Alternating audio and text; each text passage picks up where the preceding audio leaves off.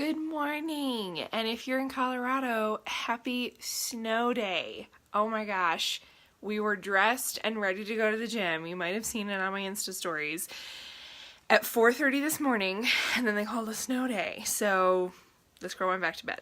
But I'm awake now. And I did a really simple look yesterday on matte eyeshadows, and I just used two colors, and some people were asking me about them, and I put them in my clutch, the colors in my clutch for the week, because I was going to do it again today. So I thought, why don't I come on and do it with you live? If I can't teach in the classroom, I can teach here. So I've got my palette with me, and I'm going to kind of take you through. It's going to be a little different than normal because this is as if I was at work, because I was going to be at work, and so I packed my makeup up, because I have, like, you guys have seen, if you've seen any of my other videos, you've seen that I have, like, tons of different palettes and all different kinds of colors now, but I have some of my favorite go-to colors, and then I have some colors that I just kind of change in and out, and then I carry those around in my clutch. So I packed up my makeup for the week, and I'm just going to do my makeup as if I was at work right now, because I do my makeup at my desk every morning, and take you through my super, super simple routine. I think the most it ever takes me is maybe 20 minutes, but it's more like 10 to 15 on a daily basis. So what I usually do is on my way to work, oh my gosh, guys, I'm going to interrupt for just a moment. You have to see this. I'm going to take you out of there. My little kitty is obsessed with the snow. She was born in March, and she really hasn't seen a ton of snow in her life. And she's chasing snowflakes. Sorry, crazy cat lady break. Okay, let's pop you guys back here in the holder. Cool. Okay, so the first thing I do is when I get to work, I take my Perfector sponge. Right now it's damp because I've already done this step, but I take it out of my clutch and I go into the women's bathroom on my way to my classroom, and I get it wet and I squeeze it out so that there's no excess water, and that gives it a chance to grow and just be damp without being too wet. And then when I get to my classroom, I pull out my Stay Spray and I stay all over my face as a primer, and then I kind of let this sit for a moment while I get out my tools. So I'm going to do that right now. So the tools that I carry in my clutch, because you kind of have to be strategic with your clutch. So if you're thinking about getting a clutch and you are wondering like how many brushes it can hold, it can hold a lot, but you need to be strategic about what it is that you want to do. So here are the 5 brushes that I carry in my clutch, and I can't get, oh, good morning, thanks for joining. We're just doing a really simple makeup look as if I was at work, because I'm not, because it's a snow day. So these are the 5 brushes that I carry in my clutch. 3 of them are very, very tiny, so they fit in really, really nicely. And then I do actually bring the 2 hack brushes, and let me tell you why I do that. So if you've seen me use or do my makeup live lately, you know that I kind of interchange between the 2. This is the 30-second hack brush, and it kind of gives more all-over coverage really, really quickly. But this is the detail hack brush, and this provides a little more detail-orientedness. And you can see, like, I struggle with adult acne. Excuse me, kitty, no. I've definitely, like, it gets worse as the month goes on. All of us women definitely know about this. So I'm in one of my, like, very intense breakouts right now, and this brush just allows me to do a lot of spot treating. The other reason why I carry both of these is because this end is perfect for blush if you are used to using the B-squared brush, because the B-squared brush doesn't quite fit as nicely in the clutch, because if you bring the B-squared brush, you don't have a ton of room for any other brushes. So it fits, but it takes up the most room, but this can kind of serve as a substitute. It's just a little more oval instead of round, but it's like the exact same thing. So I've let my Stay Spray soak in. I'm going to go back to the other side. So I just pulled all my tools out of this side, and now I'm going to my other side where my makeup is, and I'm just going to get started. So I use the pointed end of the 30-second hack, and I'm just going to dip a couple times into Candlelit, and just like I said, I just dipped, I didn't even swipe. Just that little bit of product is going to do all my under eye and start to balance out some of this redness and stuff on the side of my face. I only do a very thin layer of coverage. If you're ever having trouble and you use mascara with your makeup sitting on your face, if you feel like it's cakey or it's moving around, it's because you're using too much. That's the beauty of cream. You really don't need a ton. It should just feel like a second skin. And so I'm barely tapping every time, and then I'm trying to cover as much area on my face. Good morning, welcome. As much area on my face as I can with just this little bit of product. And you can see like how far this has already taken me. And this is, I'm using Candlelit. This is my perfect color. If you tap my nose, you'll find the description of what I'm doing, the link to find all the products, and if you need help picking colors, what to do so that I can help you pick your colors. I do also use this, if you look at my eyes, there's quite a bit of darkness and you can even see some of the veins in there. So I use this as an eye shadow primer as well, just to balance out and match the rest of my skin. So I got a little bit more on the brush, and again, I'm trying to use, I just dipped once, I did both eyes, and I'm doing my nose. I'm trying to use as little product as possible so that I can get really, really light coverage, and then I will go back and spot treat my troublesome areas. So, and then the idea is that you're doing this on certain areas of your face, and so I've only done this like underneath my eyes. I did go a little on top of the cheekbone because of my blemishes. I went around the mouth, down the nose, and at the top of the the bottom of the forehead, but I've pretty much left this completely blank. All of this is completely blank, so there's no color there because I have a better color that matches that I'm going to use here in just a moment. And you'll notice I use a stippling motion, and I do it really fast when I'm not talking through it. I just stipple everything on so that it just kind of sits nicely and I'm not getting like streaks on my face. But I'm going to switch over to my pointed end of my detail hack. Sorry, I got a little itch there. And I'm going to start spot treating these areas. Now the texture, because I have some cystic breakouts right now, the texture can't go away, but what I can do is treat the color, and I can balance out the redness, which is super helpful because that's what draws the attention. So when I popped on here live, I don't know about you guys, but all I could see were those big red spots on my face. And I'm sure you guys feel the same way about your own faces. We're our worst critics. All we see are the blemishes. But if you can just kind of neutralize some of that color, it just kind of disappears from view. And I'm just kind of going through and spot treating a little over here too. I have to be careful over here because this part of my face is super light, and so I can't go too far with the Candlelit because I'm actually going to come back with my 30-second hack, and I'm almost out of it. I've had this color probably a year. I'm using White Peach, and I'm going to come in. It's kind of hard to make sure I don't get too much out of the tin, but that I do get enough. And that White Peach matches. Can you see that? That matches much better back here. So you just kind of have to learn your face and what matches the best. There have been times where I've had 3 different highlight colors in my compact, and that might feel like a lot extra, but it's just a matter of dipping in a different place and getting the right colors on your face in the right spaces. It's not going to cost you more in the long run because it's going to last you longer if you are using multiple different highlights instead of replacing them every 2 to 3 months. You'll probably only have to replace them every like 4 to 6. So I typically have to replace Candlelit. Candlelit's my most used color. I have to replace that about every 2 to 3 months.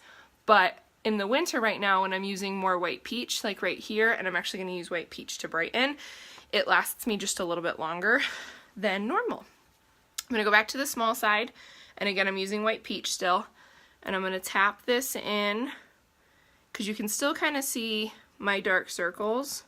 I have some pretty intense dark circles. It's so funny.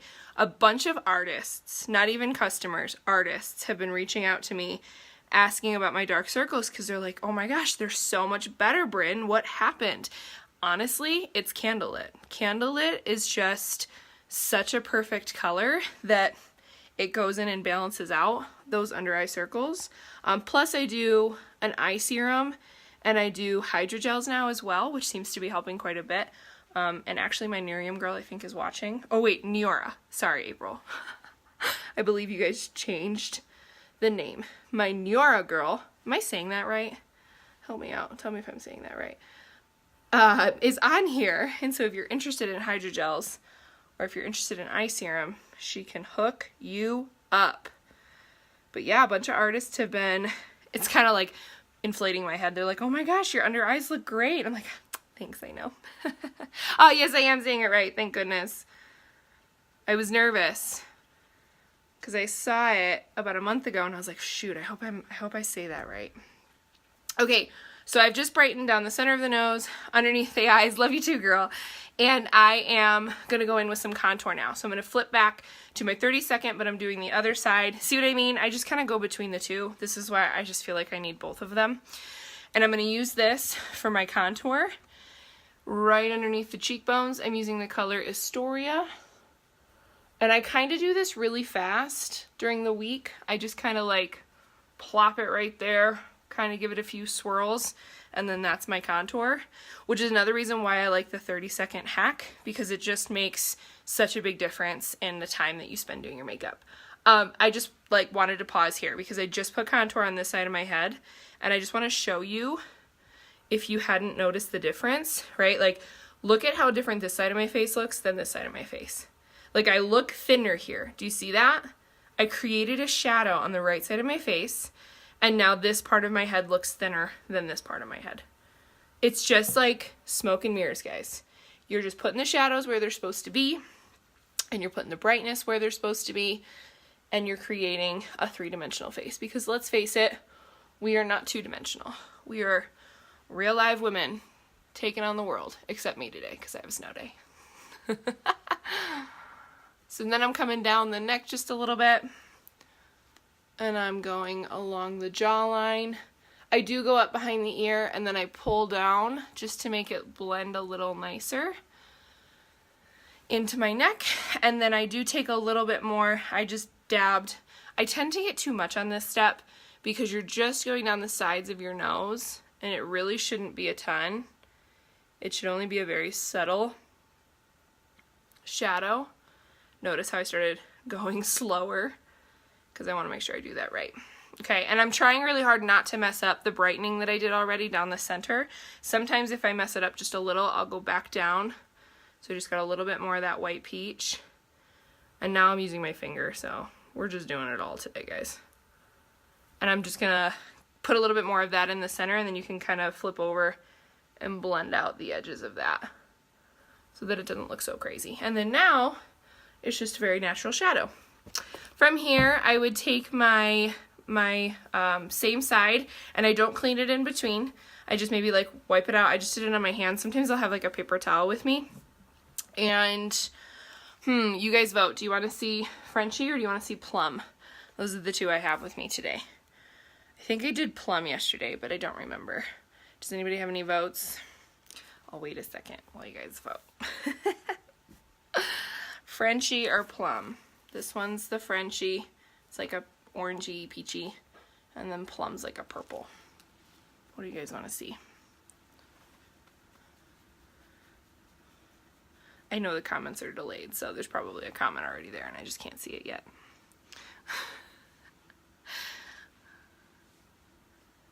Frenchie. Yes, did you sell it right? You did. Frenchie. Okay, I'm going to do some Frenchie. That's one of my favorites. So it's this peachy color, and I'm just going to pop out my cheeks. And that's what that looks like. I really like Frenchie because I feel like, oh, everybody said Frenchie. Yay. We got 100%. Frenchie's one of those colors that I feel like it doesn't sit in the pink family, and everybody knows I don't really like pink. So, at least on my face I don't. I like the color itself. But I feel like this doesn't sit in the pink family, but it still gives a very dainty, girly look to your blush. And honestly, if you're not using blush, oh my gosh, use blush. Because obviously, like, my makeup looked great a minute ago, but the blush just brings your look to life. Like, now I look like I have a little color to my cheeks, and I'm not just a two-dimensional super pale, because I am super pale, come on, let's be honest, it's January, person. But there you go. That would be my entire cream foundation. Something else I've been doing lately, though, is I've been taking my Know Your Angles brush before I set my makeup and doing my eyebrows. So I'm going to use Astoria contour, and since it's a cream, I do this before, I don't wait my setting step so that my eyebrows set as well. So you can see that really didn't take me too much time with this brush. Oh, I do have a little bald spot right there. You see that? There you go, right there. And I just kind of build up my base first. I do have a video on brows on my IGTV on Instagram. I believe it's here on Facebook somewhere, but if you don't want to scroll, it's also on my YouTube channel. So if you're having trouble with brows, I mean, I don't do a ton. They're very, very simple, but I do have a couple things to keep in mind. So feel free to go ahead and check out that video. And I'm just gonna get that bald spot too. So then now, when I set my makeup, it'll set my brows as well. And the cream, I've noticed, adheres really nicely to your brow hairs. I'm someone that typically tends towards powder for eyebrows, but I don't know. I'm just in a phase right now, and I've been doing contour. Okay, I'm gonna set my makeup. Now, I actually don't carry, let me be like perfectly honest. So if I was at work right now, I wouldn't actually have this with me. I have another one at work because these cost, I think, $5 at Walmart. And so I just bought 2 of them, and I put one at my desk at work and one at home. So I'm technically using my at-home supply today, but I would still do this if I was at work. So I would take my perfector sponge and my powder, and this is an everyday thing for me. This is a non-negotiable for us oily gals. You know, you're out there, you gotta set with some version of powder. And I just recommend this one because it's so cheap and it's loose, so it goes on really well, and if you get too much, it's very easy to wipe off, but you can really build it up, and it's transparent. So even like, I really haven't gone over my cheeks, but if I did, you're still gonna see that Frenchie coming through because it's translucent, so it doesn't mess with any of the colors that you've done already. You can just plop it right on top. And even if you're not an oily skinned gal, and I have given this tip before, so if you've heard it before, I'm sorry, but I do recommend you set your eyelids because you don't want creasing. Even if you're not oily, your cream makeup will crease in your eyes. You might have seen that it already started. Oh my gosh. It had already started creasing because it was taking me a while to talk through this. So while I was talking to you guys, it started to crease, and then I just went back over with my brush and blended it out. But now that it's set, it won't crease anymore. Okay, so here is the eyeshadow look that I did yesterday. Now, I switched out, if you tuned in with me on Saturday, I was talking about cream illuminator versus powder illuminator and how my powder illuminator ruined my cola. Do you see that? Do you see all those little specks in cola? So I took out my powder illuminator and I switched back to my cream just because I was having a hard time keeping it next to my cream. So I'm actually going to be using Sabrina to start for like an illuminator, which is a powder right here, but it's not sitting next to cola, so it's not ruining it. And that's what I'm going to use to kind of start my eye look, and then I'm going to talk through those matte, the 2 colors. So think of this as like an illuminator. So I would take my illuminator and I would go underneath my brow bone, and I'm using a brush because it's a powder. Don't try to apply powder with your finger. It's gonna break apart and look a little funky, and you don't want that. And I'm also gonna take this and I'm gonna go in the inner corner of my eye. So I'm just doing the brightening step right now. I haven't totally started my actual eyeshadow look from yesterday yet. And the heat just kicked on and it's blowing right on me, so this is gonna be fun. All right, so now that I've brightened, and I'll go back and I'll do illuminator on my cheeks here in a moment too, but okay, so that would be like my first step. Now, I don't talk about this color often because I'm not gonna lie, it's not one of my faves. It's not, but it's definitely one of those colors that, I don't know, it just completes your palette because it's so neutral and it can just go with like absolutely any look, and it's matte. So it's right here. I don't think I've ever talked about it live, but I do use it, I would say probably like 50% of the time. So not a ton, but it's right here and it's called Pup. And it's like this beigey, I don't even want to use the word cream because cream's going to make it sound warm. It's not warm. It's a very cool toned color. And this is what I did yesterday. I took this all over my lid. It's a matte color. And you'll see it's really not dramatic. Like, you can see a difference in my eyelids already, but it's really not, like, I could wear this out solo, nothing else on top of it, and people might not be able to tell if I have eyeshadow on or not. Be careful, you don't want to drop below your lash line. You want to be pulling your eyes up. You don't want a ton of like product below that line. Okay, so I literally did this all over, all the way down to my lash line, up into my upper crease. And I'm going to do that on the other side as well. This is really nice if you're going for a somewhat dressed up look, but you don't want to be too overdone. Sweetie. Paul, can you get her? Sorry. My bad, guys.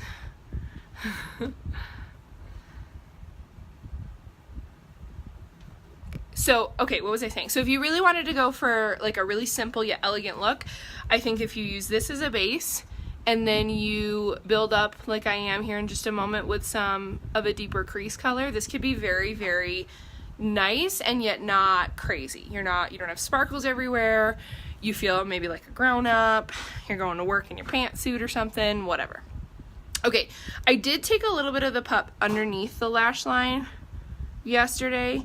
For more fairer girls, that's going to be a really great step.